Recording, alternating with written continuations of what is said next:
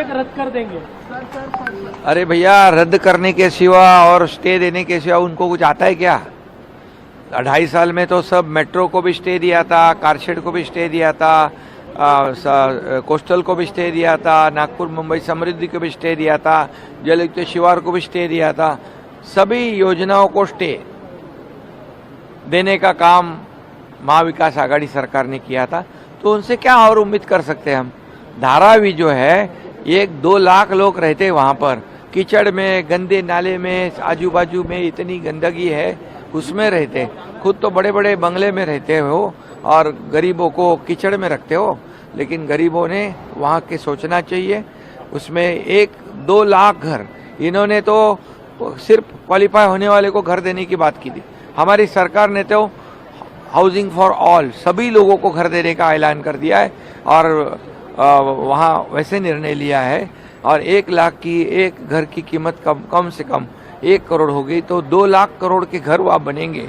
वहाँ पर ये महाविकास आघाड़ी ने जो पहले बिल्डर को छूट दी थी, उसमें हम कैपिंग कर दिया है, टीडीआर में कैपिंग कर दिया है, सबको घर देने की जिम्मेदारी दी हुई है। और इसलिए ये जो पहले तो वही डेवलपर से उनकी जमती थी, अब क्यों नहीं जम रही है? क्या सौदा क्या कहते हैं उसको, अजीत पवार ने मैच फिक्सिंग खत्म हो गया? अजीत पवार ने कहा कि कटेंगे बटेंगे महाराष्ट्र। अभी मैं एक ही कहता हूँ, ये महाविकास आघाड़ी सरकार जो 2.5 साल का काम उन्होंने जो किया है और हमारा 2-2.25 साल का काम महायुति का, इसके अंदर मैं ओपन चैलेंज करता हूँ, बताओ आपने क्या किया है, बताओ आपने कितने काम रोक दिए और हम कहते हैं कितने काम हमने शुरू किए, कितनी कल्याणकारी योजना हमने शुरू की। मुख्यमंत्री माझी लाडली बहन योजना शुरू हमने की, उसको विरोध किया, अभी हमें फॉलो कर रहे हैं, हमारी सब योजनाएं ढाप रहे हैं, हमारे सब योजनाओं की नकल कर रहे हैं। तो इसलिए लोग बहुत समझदार है। मेरी लाडली बहना, लाडले भाई, लाडले किसानों को कर्ज माफ करने का निर्णय लिया, उन्होंने भी लिया, और ये हमारे पीछे पीछे दौड़ रहे और हमारी कॉपी कर रहे। इसलिए लोग को पता है ये देने वाले नहीं, ये प्रिंटिंग मिस्टेक वाले लोग हैं। यहाँ पर जब राजस्थान में, कर्नाटक में, हिमाचल में योजना शुरू कर दी, जीत गए और बाद में कहते पैसे नहीं है, केंद्र से पैसे मांगते।